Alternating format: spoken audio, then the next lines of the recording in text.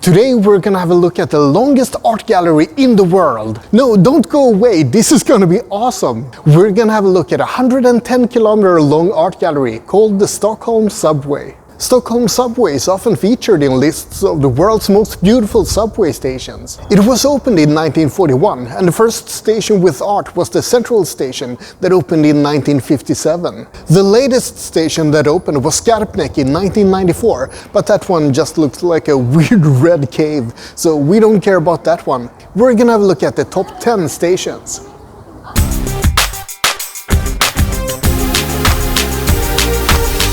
Speaking of weird red caves, this is Solna Station. Solna Station opened in 1975, and it features art inspired by the 70s debate about deforestation and pollution. It features a lot of views of Sweden in general, and it's almost like a nostalgic view of the contemporary Sweden of the 70s.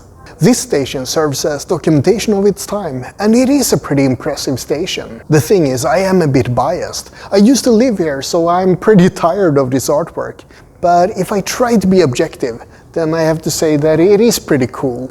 Fun fact, this station is located 16.5 meters below sea level, and it's one of the 5 deepest subway stations in Stockholm.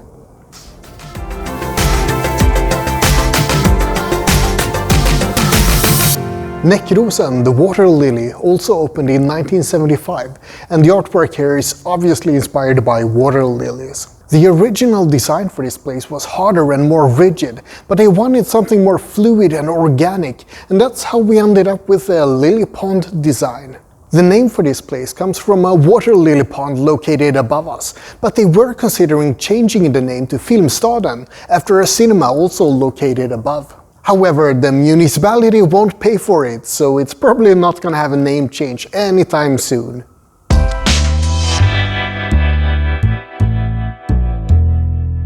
Tensta subway station opened in 1975 when the entire Blue Line was opened. The artist behind everything was Helga Henschen, and she made it as a tribute to immigrants. The station is filled with different cultures and languages and, well, animals as well. Let's look at this wolf, for example. Is it a wolf? I can't really tell. Some people say that Tensta is a no-go zone in Stockholm, but seems pretty safe so far.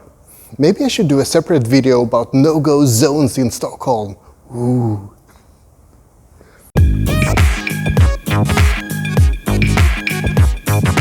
This is the subway station for getting to the Royal Institute of Technology, and it opened in 1973.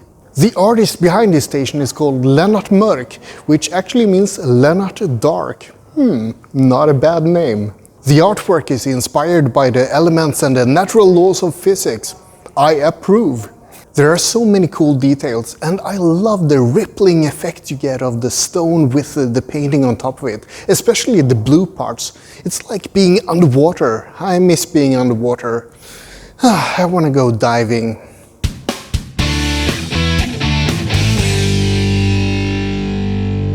The next spot is actually a subway station that never opened. Kymlinge was going to be a new part of Stockholm in the late 70s with the government buildings and administration buildings, and they actually built a subway station there. But plans changed. Instead, it's now a quiet little forest area, and trains pass by this station without ever stopping. Or do they?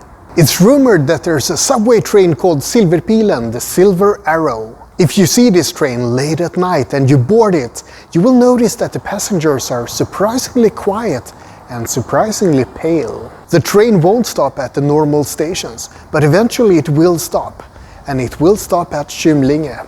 All the other passengers will get off, but don't do it, because Silverpilen is the train that transports the dead to the afterlife, and Kymlinge is the station of the dead. Ooh.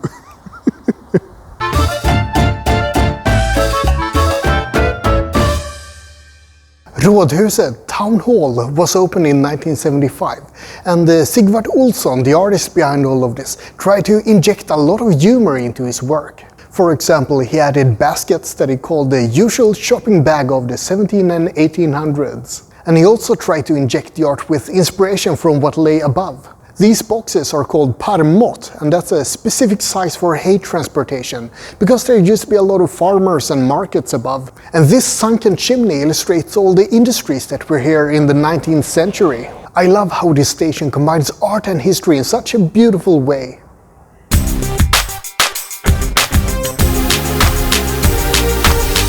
T-Centralen station opened in 1957, but it changed its name to T-Centralen in 1958. Oh, bloody hell, there's a train coming. You're not gonna hear anything.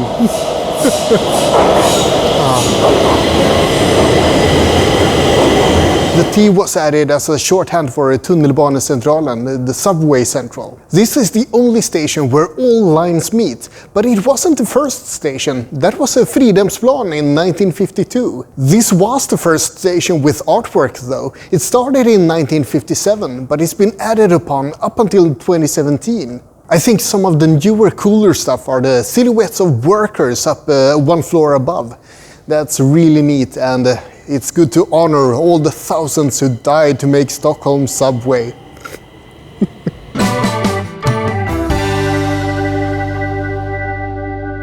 This station opened in 1973, and it's underground inside a mountain under the block called the Beaver.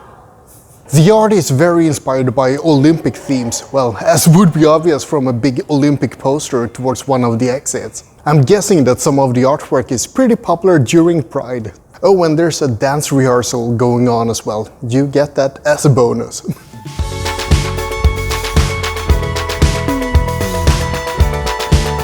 This station is often featured in lists of the world's most beautiful subway stations, but it's not really my top choice. It looks pretty cool, but there are some even more awesome stations coming up.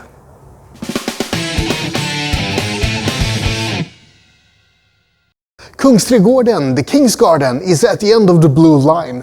It opened in 1977 as the 91st station in the subway network. This station features statues that are inspired by the Palace Makalös that was located above in the King's Garden. You can also see an archaeological dig site here with actual items taken from the Stockholm City Museum. This statue is apparently a warrior god that used to be featured in the House of Nobility, and there are modern fossils embedded in the floor at various places.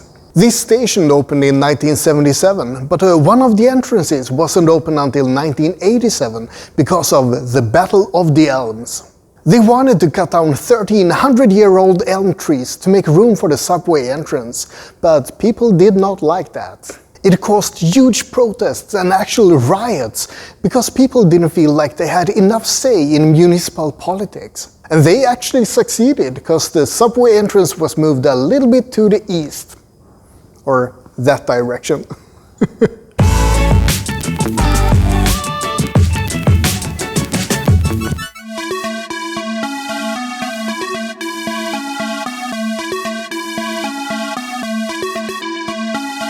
It's finally happened. We've come to my number one spot, Thorildsplan. This station opened in 1952, but the artwork is not from 1952. No.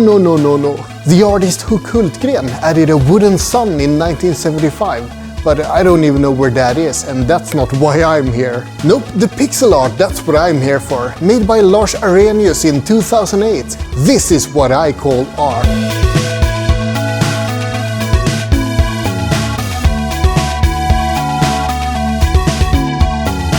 I hope you enjoyed this look at the world's longest art gallery. Like and subscribe, but most importantly, have a great day.